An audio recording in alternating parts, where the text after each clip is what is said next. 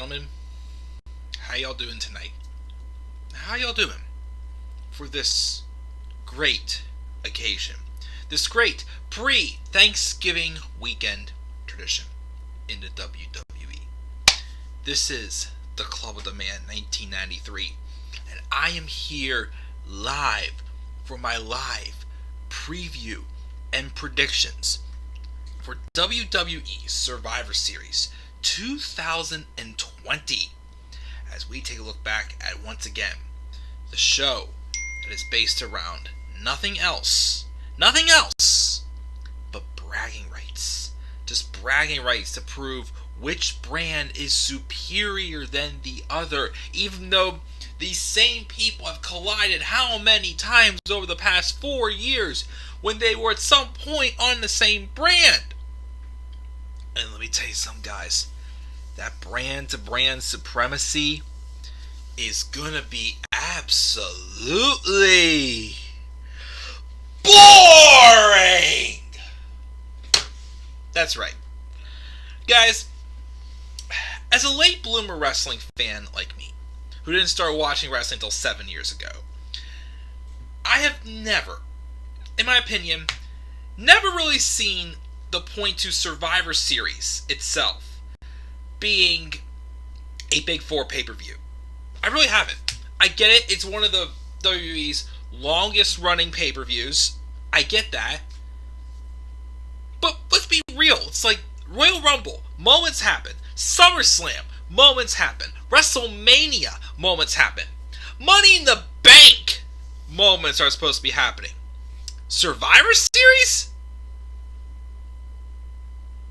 Like, the 5-on-5 traditional elimination matches in general, it just, some have been completely pointless and have nothing to do with anything to the whole point of the 5-on-5 elimination match. In 2016, yeah, they were fun because the whole idea of, brand-to-brand supremacy was still kind of new. But WWE, there is just one simple solution for all this. One simple solution just to make this feel important. Steaks! And I'm not talking about the T-bones or the Delmonicos or the New York strips or the ribeye that I just had last night. It was very delicious. I'm not talking about the food. A stipulation. Something on the line. The winning brand gets the main event of WrestleMania. The winning brand gets, advantages in the Royal Rumble or something like that. The winning brand gets like 3 draft picks from the pick trade. Take 3 people from the losing brand. I don't know. Something. Just something. Every year, it does not need to be brand versus brand supremacy. It does not need to be that. I appreciate them trying it with NXT last year. Yeah, it was fine. But once again, as I keep saying, we didn't have to have how many stinking triple threat matches last year. We did it. There was plenty of dream matches that could have happened last year that I remember I had predicted. We could have seen Johnny Gargano and Daniel Bryan. Still dying to see that match. Shinsuke, well, not anymore, but Shinsuke Nakamura versus the Velveteen Dream. Adam Cole versus AJ Styles. Baby! And so many others. That was just like dream matches that could have seen last year. This? Well, okay. To be fair, the matches we're getting for Survivor Series, the champion versus champion matches, most of them I'm intrigued by. But the thing is, I'm intrigued by them because they sound like good matches, but yet, with how there's no stipulations behind them, they should be happening on Raw or SmackDown. Like New Day and Street Profits, it's gonna be a good match. But what's it gonna do? It's gonna give if the Street Profits win, they beat one of the best tag teams in the modern era. Okay, they get bragging rights about it. That's it. Asuka and Sasha Banks. Sasha Banks has something to prove since she doesn't have Bayley breathing on her corner.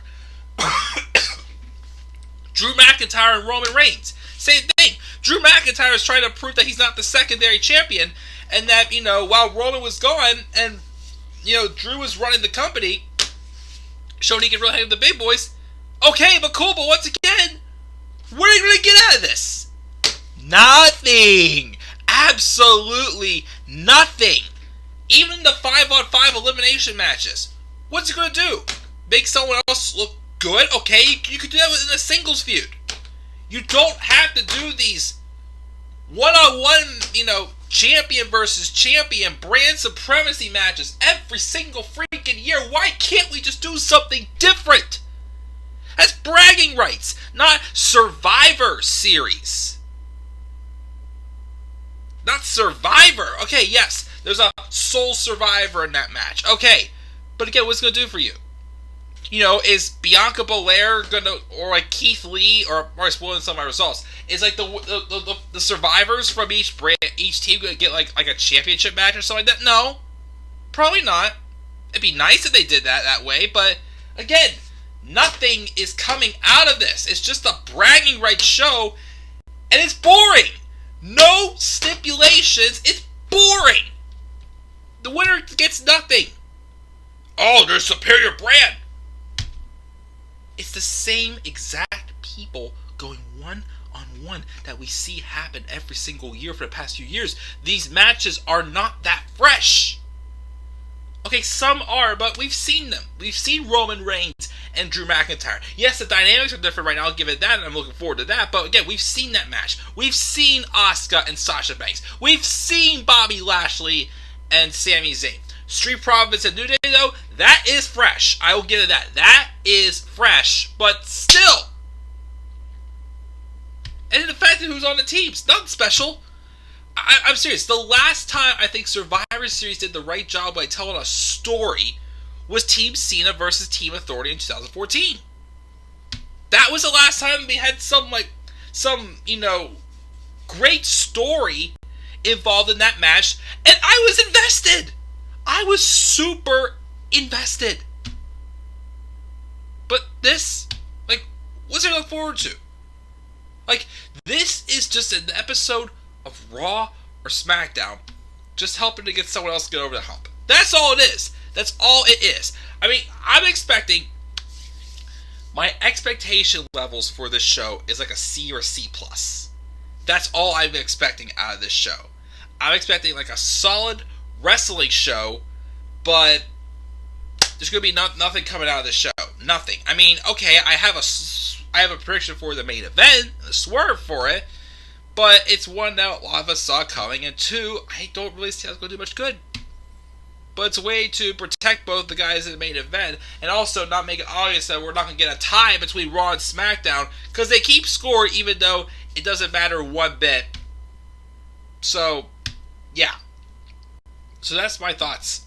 Again, I don't care about Survivor Series. I don't think it should be viewed as a Big Four pay-per-view. I'm sorry. I don't. There's nothing special about it. Nothing special. It's WrestleMania, Royal Rumble, SummerSlam. Those have something special about it. Money in the Bank also. Something special about it. This, nothing.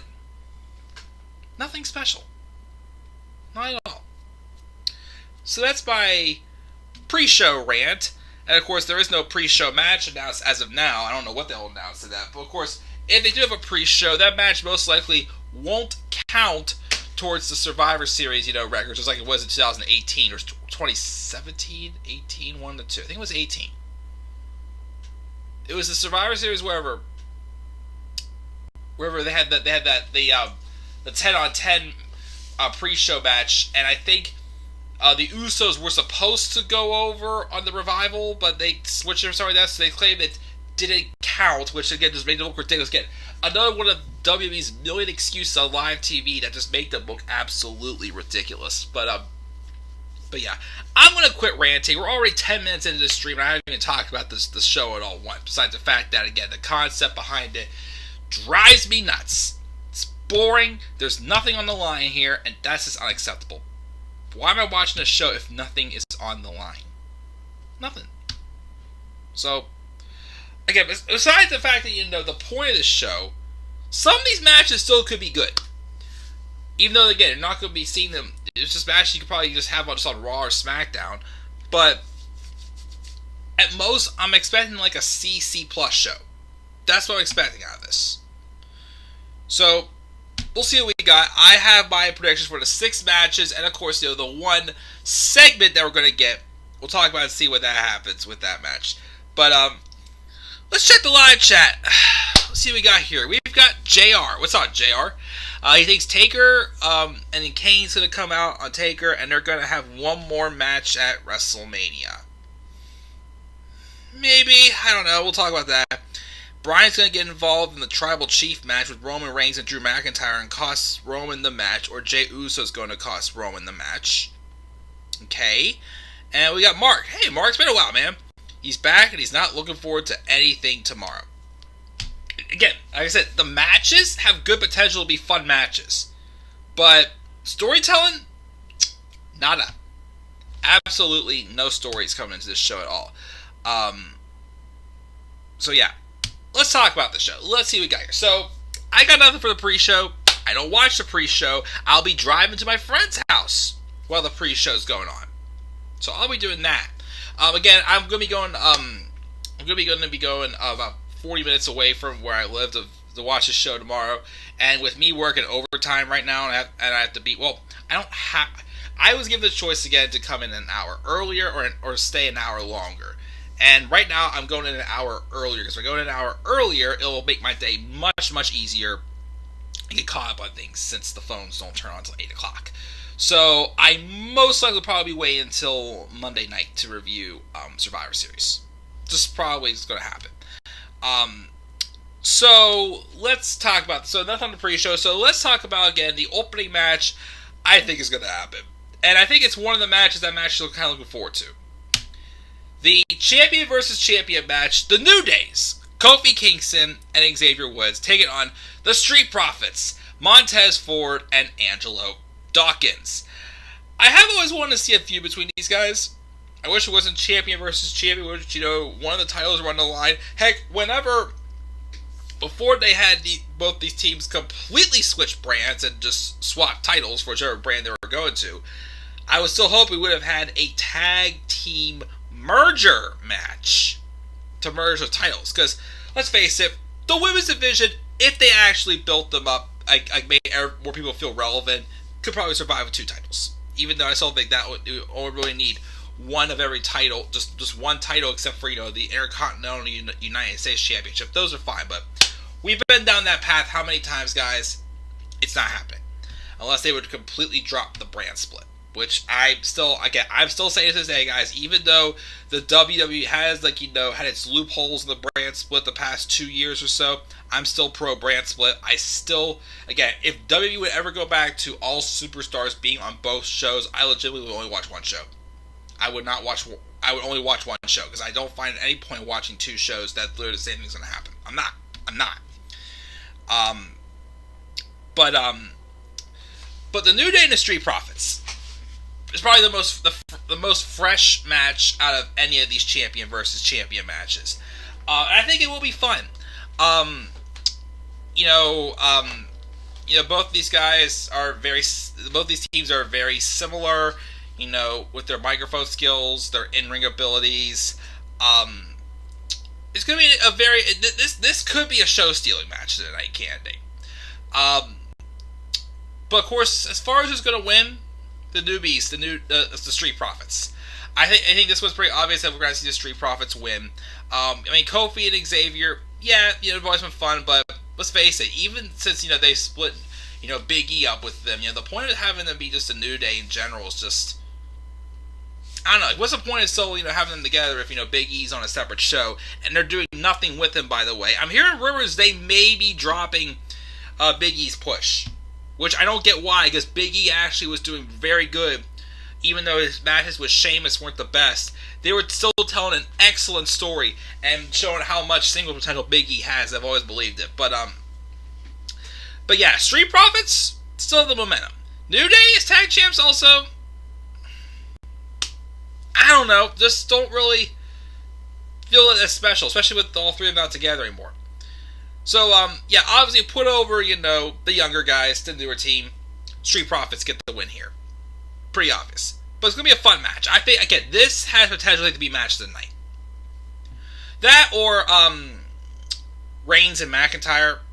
But I think this one probably would be match that has most potential because it's the most fresh. So I got the Street Profits win this match.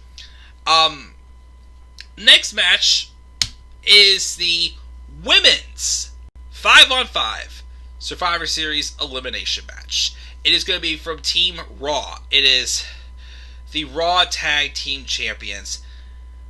4 of the 5 of these women didn't even have to earn this opportunity. They literally just got put on the team to heck of it. Nia Jax, Shayna Baszler, the women's tag champions. Then we have this random ass team that makes no sense at all. Peyton Royce and Lacey Evans. Why are they a tag team? Again, wasn't this supposed to be... I'm fine with Peyton Royce. Lacey, don't care about it at all. But again, why did we split up the Iconics if Peyton Royce is going to be another tag team with Lacey Evans? What's the point? What's the point? And of course, the only person on Team Raw that actually earned a spot in this match, Lana.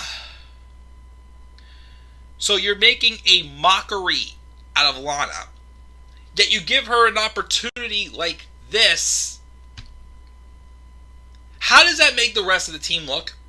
How does that make everyone else look, seeing how Lana, a person you made look like a joke for months, just to punish her because her husband went to AEW and told you guys to take that brass ring and shove it? So, Lana gets punished, yet she looks like an idiot on live TV. She's looked like an idiot now for over a year, ever since she started locking lips with Bobby Lashley. My Bobby! Ugh. So yeah. So that team sounds like a joke. And then we have for Team SmackDown, we've got Bayley, who got added in randomly. Kind of expected her to get added in because after, all the success she's had. Bianca Belair, I like that one. Natalya, the Boat, who had how many opportunities to get in? Doesn't make sense why. Ruby Riott, I like that one. Liv Morgan, fine as well. So, Team SmackDown, I'm fine with, for the most part. I'd say 3 or 4 of the members. Natalya is the one I literally don't even get why she's even on this team. She had how many opportunities. Bayley, fine. Bianca, yes. Bianca Belair, to me, is going to be the star of this match. I think she needs to look the most dominant out of all the women in this match. And if you want to give, Peyton Royce an elimination, have Peyton eliminate, Liv or Natalya, fine. I don't mind Liv. Natty, though, she can go. Again, I'm sorry, I can't stand heel Natalya. I don't like heel Natalya at all whatsoever. Something I'm hoping to happen in this match. One, Lana's going to look like an idiot. But she might go through a table again. But just to finally just end this whatsoever, even though it probably won't happen, have Lana somehow get her comeuppance and cause Nia Jax to be eliminated. Somehow Lana gets Bianca Belair to eliminate Nia Jax. I go with that. And afterwards, we'll probably see, Lana get beaten down and go through another table, and someone like Bayley probably would eliminate Lana. That's salvageable. But I think the person who should dominate this again, have Shayna Baszler probably be the dark horse, not dark horse, the most dominant one on Team Raw. Again, if you want to have Peyton Royce a few eliminations there, fine. But Lacey Evans, don't care. Lana, go like I said, solo her spew. Again, I don't see them really doing much with Liv Morgan. Maybe Ruby, give Ruby an elimination. If you want Ruby to eliminate, Lacey Evans or something, fine. But my pick to win, again, give another nod to Team SmackDown. Because Bianca Belair, she had the Royal Rumble performance this year. 8 eliminations, lasted, a half hour in the match or something like that. Awesome. How do we continue to get that momentum? As now that they've randomly, abruptly ended Sasha Banks and Bayley, do I still understand that? No. But, obviously, have the next, big name for SmackDown be built up more. And for WrestleMania, Bianca Belair win the championship. Have Bianca start here by being Survivor. sole survivor for Team SmackDown. And honestly, who I have it come down to, just her and Shayna Baszler. Had Bianca Belair eliminate Shayna Baszler as the final person to eliminate. That would, I mean, they had history in NXT together, and Bianca came close. She hung in there very well with Shayna in that match they had to take over Phoenix. So why not having put the cherry on top by having Bianca eliminate Shayna? Just saying. I mean, it would make Shayna could probably get a couple eliminations for Team Raw, because quite frankly, other than Peyton Royce, I don't care about anybody else on Team Raw. SmackDown actually has a few that I care about, like Bianca, Ruby, Liv. I'll be fine with dominating as well, but not my biggest preference. Bayley, give her one or so because the position she's in. Natalya, again, she can hit the road. So yes, Bianca Belair is my pick to win and be the sole survivor for Team SmackDown. And again, probably Sasha Banks and Bianca Belair for WrestleMania. Awesome. Because we're going to be getting Sasha and Carmella for TLC. Ugh. So, unless they somehow randomly insert Bayley back into that feud, which again, it wouldn't make any sense now, because the whole point of the feud's over with now that Sasha Banks beat Bayley clean, and Sasha could never retain the singles title clean. But, yeah, so, yeah, I don't care. So, yeah, so Bianca Belair is going to win, and be sole survivor for, the women's 5-on-5 elimination match, and Team SmackDown will win. So SmackDown's up 2-0. 2-0. Alright, let's talk about this next match. The one match that I definitely give zero craps about whatsoever. This is a piss break, a bathroom break match to me. United States Champion Bobby Lashley versus Intercontinental Champion Sami Zayn. Well, this is, out of all the champion versus champion match, this is definitely the only one I'm like, why are we doing this? Again, we've had some of these heel-on-heel matches over the year, at Survivor Series. Some of them I'm like, fine, I can live with it. Like last year, AJ Styles, Roderick Strong, Shinsuke Nakamura, that one worked. Even in 2017 with Miz and Baron Corbin, I was fine with that one. I don't know, at the time I thought, both their heel dynamics fit each other. I don't know if it's because maybe this one may be able to, with their different heel dynamics. The problem is I just don't trust it. I do not trust this match after the horrible booking these two got when they feuded with each other in 2018. Bobby Lashley had 3 sisters. Sami Zayn looks like a freaking comedy act, referring to social media posts or having that horrible Bobby Sisters segment. Dear God Almighty, was that terrible? That or the one with the Instagram posts. So, and the thing that gets to me about this one is, since Sami Zayn has come back after his 5-month hiatus due to the pandemic, they've actually been booking him better. Again, I am intrigued by these, solo, sneaky tactics, like how he did to win the ladder match at Clash of Champions, even though it was also kind of hokey, but the way he beat Apollo Crews, by himself, when he's actually wrestling and doing things by himself, he's interesting. I'll give him that. But do you really see him pulling that off with Bobby Lashley? Because after seeing how he beat Apollo Crews last week, I was slightly tempted to pick Sami Zayn in an upset here. I was. Because I thought maybe he could pull some type of trick on Bobby Lashley, maybe. But I still don't see it. This is one of those matches where, I look at some of these matches and I say, okay, WWE could maybe pull this trigger here. This one, I don't trust them with. I think this is going to be a typical, straight up obvious answer, Bobby Lashley winning this.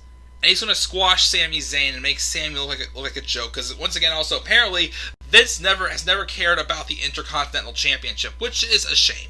It is a shame because it definitely has some good champions in its prestigious history for sure. Seth Rollins wasn't the Battle Intercontinental Champion. Miz, Big E, Davey Boy Smith, or several others. Lots of great Intercontinental Champions over the years, and yet they still make it look like a joke. And unfortunately, I feel like Sami Zayn is going to look like a joke here as well. I'm sorry. I mean, the slightest bit of me still wants to think maybe Sami will pull off one of his tactics that he's been pulling off. Again, like how he beat Apollo Crews or how he won the ladder match. He could pull one of those off. I would love to see it happening, but I don't have faith in the WWE to pull it with this here. So Bobby Lashley's squash at Sami Zayn. Whoa, yeah. It's going to do nothing. This is probably the match I'm the least excited about. So yes, Bobby Lashley defeats Sami Zayn. Do I have TNT in my room? What? Live chat. Let's see what we got here. We've got JR saying, the only thing that's really good about this show is 30 years of The Undertaker, and which Mark agrees as well. No worries, JR. Again, I never, crap on anyone for not being here for my reviews or anything. Do whatever you want. That's completely fine with me. But yeah, I get a text saying, do you have TNT in your room? Like, what? Talking about the TV show, or are you talking about the actual Dynamite? Well, funny enough, AEW Dynamite. Ooh! Anyways.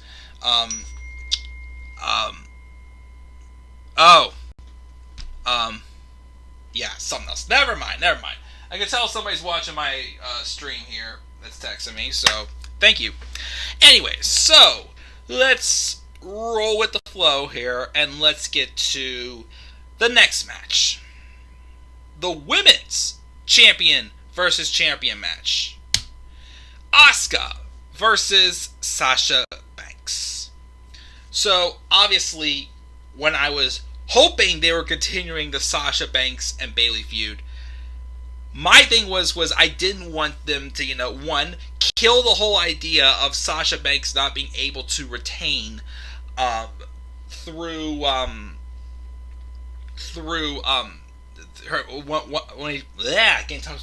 Sasha Banks, the story of Sasha Banks not being able to retain a singles title in her first title defense. I want that to continue, and that was Bayley just continuing to make Bayley look like a better heel, to make Bayley expose more demons in Sasha Banks, to make Sasha say, yeah, you know what, you are right, I did use you. Not a freaking white knight babyface, even though they really haven't made Sasha that much of a white knight babyface, but they haven't pulled that trigger of what they really should be doing with her since her and Bayley split up. But again, my hope was for that match a couple weeks ago was that Sasha Banks would have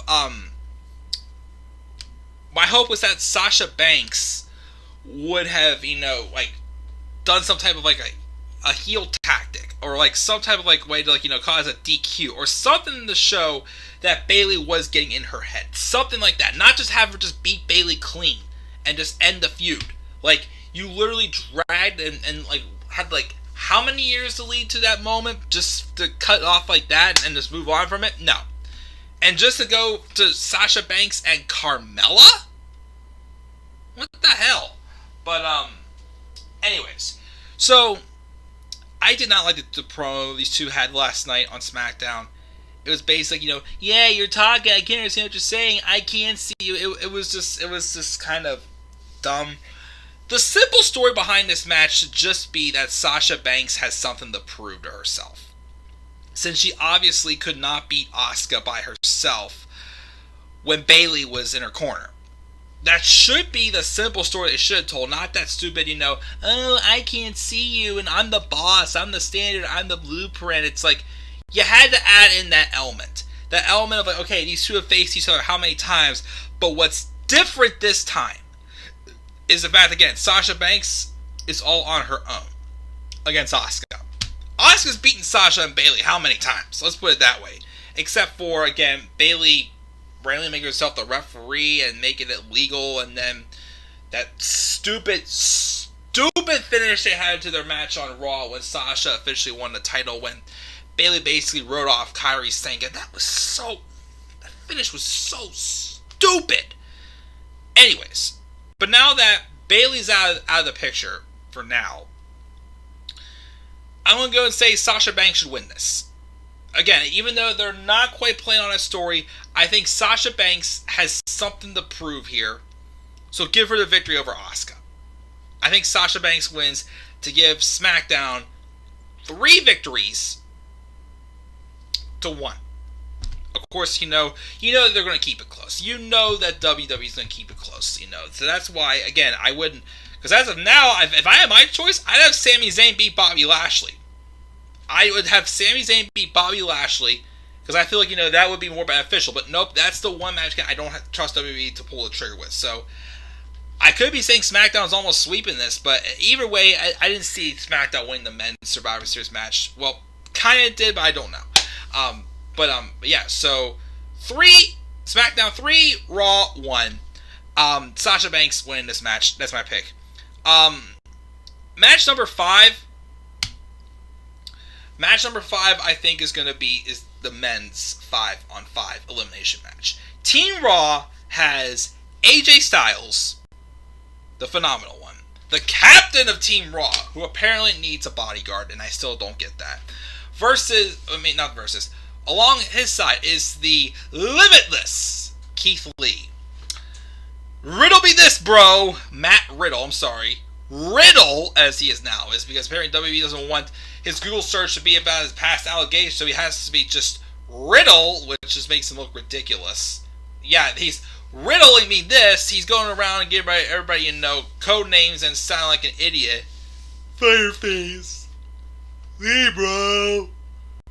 Whatever I can call it, bro. I don't want to remember. I just remember Fireface, and it's just stupid. Braun Strowman, a.k.a. the current gardener among men, because of the freaking attire he wears to the ring, and Sheamus.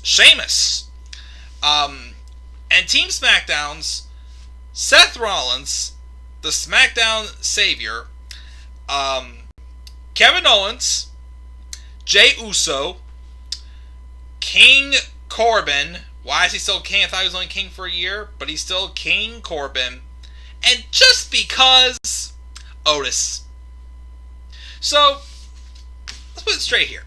SmackDown has had no tease of these guys, at all, working with each other. There's been no tease about it whatsoever, other than Kevin Owens and Jey Uso teasing something. Whenever they had their thing a couple weeks ago, and then Jey Uso took on Kevin Owens. Seth Rollins has been too busy with the Mysterios and Buddy Murphy and that stupid feud. King Corbin has been off TV doing absolutely nothing. So why is he in this match? I don't know. And Otis? Again, I love Otis, but what's he done since Tucker turned on him at Hell in a Cell? Nothing. Really nothing. But just because Adam Pearce added him to the match. Okay? For Team Raw, here's the thing. Raw at least has told the story of them trying to coexist and get along. But the segments are just so freaking childish. It's ridiculous, it's annoying, and I just do not like it. But obviously, since they're telling that story, I'm picking Team Raw. Obviously, since they're actually trying to tell a story about, a team that, can't get along, while the other team has done absolutely nothing with each other, it's Team Raw. It's gotta be Team Raw. What I hope to happen in this match, the only way I could see SmackDown winning is if Jey Uso is the sole survivor. But I just don't feel like, again, I love what they've done with Roman Reigns and Jey Uso, and I love the role that Jey Uso is playing as, being Roman's bitch. But again, it can't keep going on for every single pay-per-view. And even though Jay's had some big wins in the past few weeks, he beat AJ Styles a month ago. He beat Daniel Bryan clean, and he also beat Kevin Owens clean also. Well, sorry, he did headbutt Kevin Owens where the sun does not shine. But I don't think he needs this. I don't think that, again, that's the only reason I would see Jey Uso being sole survivor. But only excuse for SmackDown to win this. But I don't see Jey Uso as sole survivor. I'd like to maybe see, Otis pin someone like, Braun Strowman, maybe. Give him some momentum, but I don't trust WWE to have it. I'm pretty sure they're going to make Otis like a joke. I'm pretty sure Matt Riddle's going to be one of the first people eliminated. Although, it's as little as it's going to do, can Riddle at least eliminate King Corbin? Because they completely, even though that feud did absolutely nothing when Riddle was on SmackDown, at least have Riddle get his comeuppance there. Give him something out of this for eliminating him like a fool. So I'm picking King Corbin to get eliminated first by Riddle, and then Riddle gets eliminated like very quickly next. Probably by Seth Rollins. By their Twitter feud, have Riddle get a sneaky roll up on King Corbin, and Seth Rollins out of nowhere, boom, curb stomps him, and there goes Matt Riddle. So that's that. Or like I said, maybe have Otis get Braun Strowman. I don't know. I could at least see maybe both AJ Styles and Keith Lee lasting to the end. Maybe. But quite frankly, either way, because literally there's no other big outcome that's really going to matter much to me. I mean, again, Jey Uso being sole survivor maybe, but again, he doesn't need it. I don't think he needs any more, big moments to prove anything right now. So, honestly, my best pick is Keith Lee. Last year, Keith Lee, had his moment in Survivor Series. He comes down when it was Raw versus SmackDown versus NXT. Keith Lee, had the big moment when he eliminated Seth Rollins with the Spirit Bomb, and then went toe-to-toe with Roman Reigns, had a great back-and-forth exchange. Again, well, since it looks like they're starting to give up on Big E, if Keith Lee is going to be a candidate to maybe go toe-to-toe with Roman Reigns at WrestleMania, start here. Because since coming up to the main roster, who has Keith Lee beaten clean? Who has he beaten? He has beaten Dolph Ziggler, Andrade Cien Almas, Randy Orton at Payback. That was a big one. But other than that, he's basically just been... Well, he lost to Braun Strowman because Braun Strowman cheated the win, though. But everything else, he's just...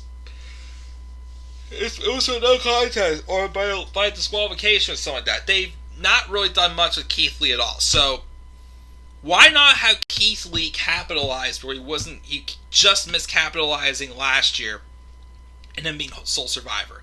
I mean, again, if they want to keep AJ Styles, because really, who's going to eliminate AJ Styles on Team SmackDown?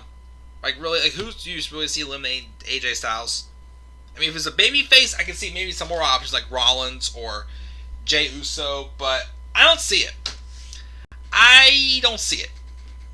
So, at this point, just have Keith Lee be the winner and be the sole survivor for this match. Or if it's Keith Lee and AJ Styles, I don't know, because of that dumb bodyguard he has.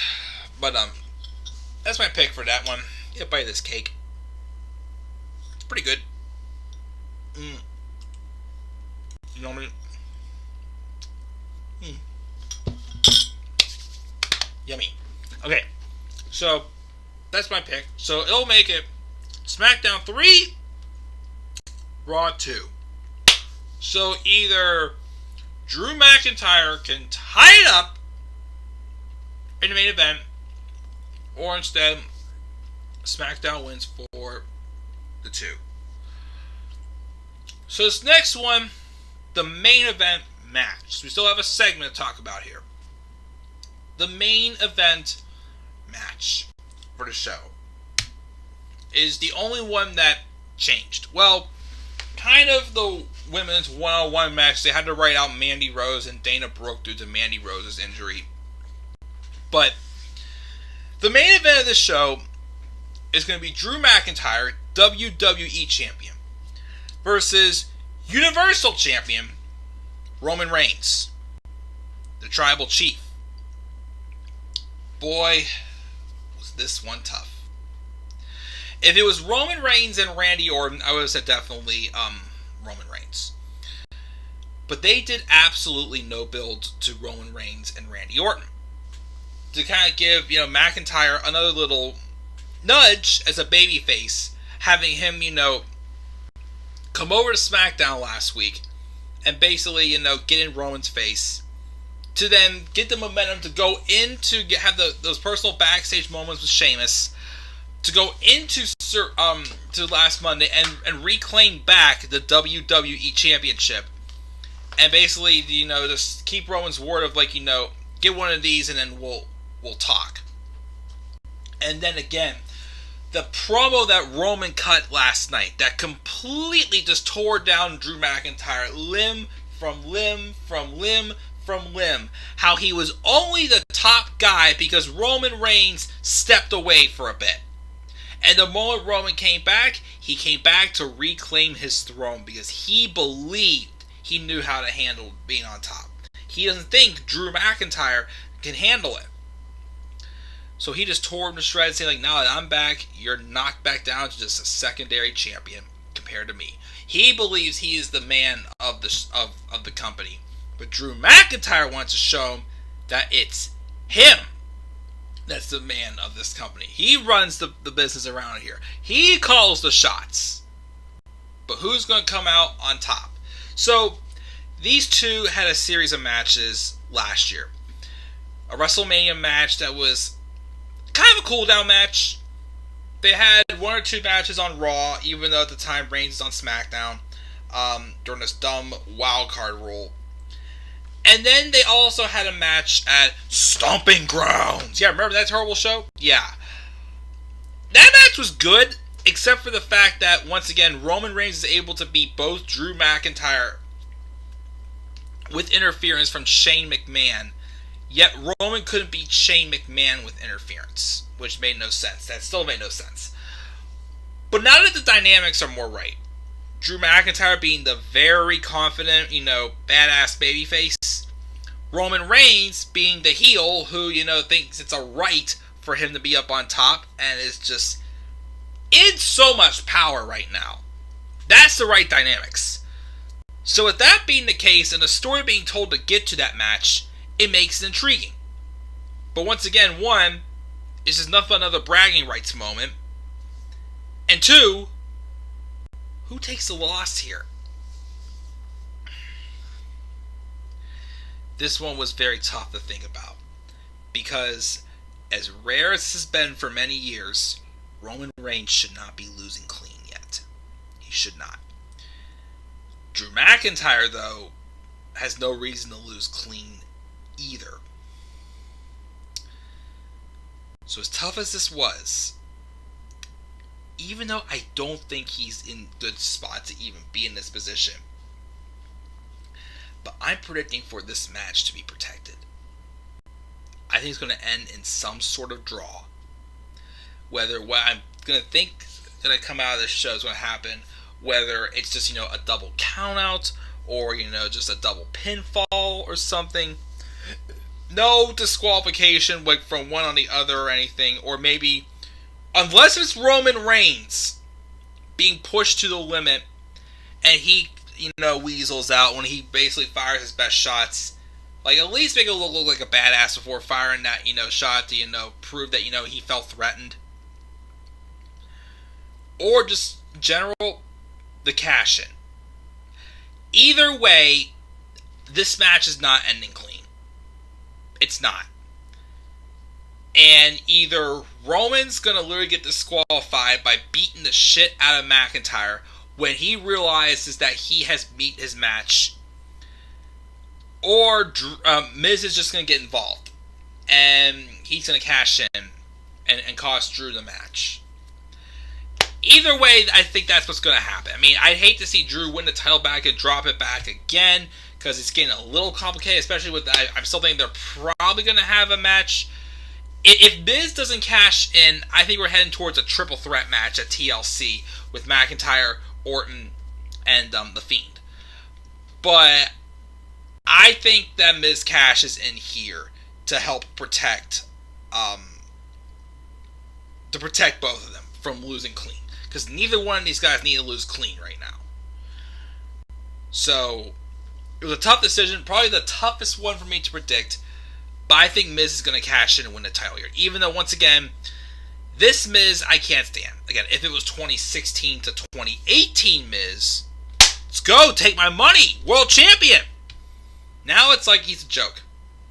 He's a joke who goes around and says, the fartist known as Shinsuke Nakamura, which completely turned me off. And even so, he'll have a dumbass heater in John Morrison, who I'm still questioning why he ever came back to the company. They're doing the same crap they did with him before. Sorry. I don't agree with the outcome, but that's what's probably going to happen. My prediction. Miz cashes in and comes out as WWE Champion. And again, it could either be just from him just getting involved in general, or it could come from, Drew McIntyre pushing Roman Reigns to his limit, that Roman just snaps and, gets disqualified or something like that. That's what I see happening. Alright, so obviously, one more thing to talk about before we go here, and that is The Undertaker. So, of course, it's advertised for Survivor Series for Undertaker's final farewell, as he, for the most part, made it pretty clear at the end of his last Ride series that he's done. That he has found his ending with that Boneyard match that him and AJ Styles had at WrestleMania. And, the whole moral of, the last Ride series is to show that, Undertaker has known for a long time he's done. A lot of people say Taker should have retired when the streak ended. Some say he should have retired, after the end of an era match at WrestleMania 28. Some say he could have retired after, his match with Bray Wyatt, just to, give us one last, hurrah. Or, of course, a lot of us thought that WrestleMania 33 was it. And to me, it sounded like Undertaker did say WrestleMania 33 was it. But the problem was when he watched that match again, many months later, like 8 months later, he was not happy. Mark Calloway himself has always wanted to find that perfect ending. And for the longest time, it looked like he just wasn't quite going to find it. Like, he does something bad. Like, a match is bad. He has to go back and redeem himself. So he does, but he still doesn't feel satisfied. It happened with, him and Cena. And then, of course, he went on to face Rusev and, that in that casket match. He even got Shawn Michaels to come out of retirement to have a match, and at that horrible match at Crown Jewel between DX and the Brothers of Destruction. He had his match with Triple H also months earlier at Super Showdown.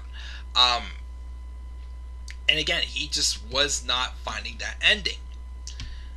But the first match that he did realize, hey, I think that was it, was that no holds barred tag match he had when he teamed up with Roman Reigns to take on Shane McMahon and Drew McIntyre. Super random, but that they showed that was the first match. He said was, I think that might be it. But then AJ Styles talked him into that Boneyard match that was just excellent. And that was the perfect ending for Undertaker's career. But of course, this is also the 30th anniversary of when his career began. So I get it. Why not end it where it all started? I know a lot of people could say this, and I agree as well, that every time they act like it is going to be it for The Undertaker, it isn't. I get it. That trust has been lost. And I also understand that, yes, Undertaker should not be ending his career in front of a virtual audience. It should be in front of an actual audience. So that's why some people say, he should get inducted into the Hall of Fame at WrestleMania this year, and then have his last match at WrestleMania. Well, my thing is, guys, here's my thing. With what's all happening right now, we may never know when we're going to be having, a WrestleMania with a packed crowd again.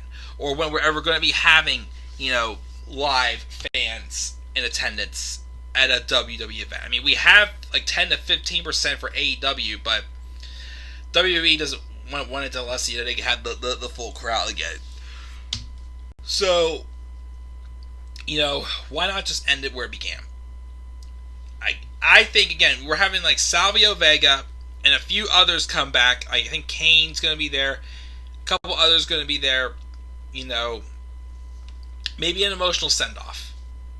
But I think this just should be it. Put it to rest.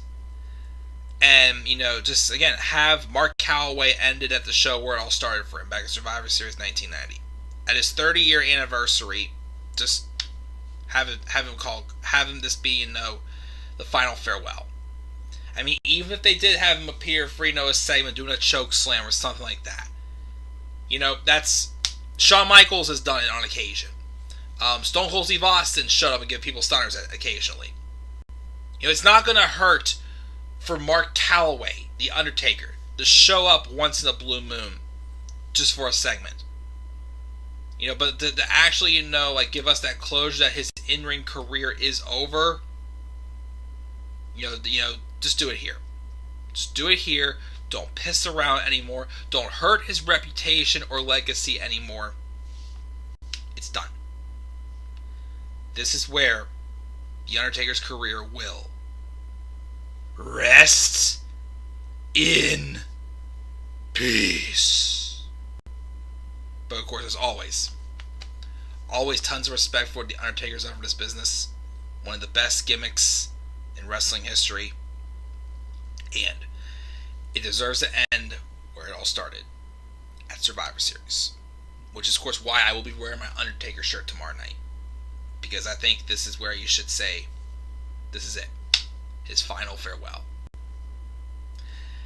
And with that being said, guys, that's going to do it for my Survivor Series glorious boring bragging rights preview and predictions.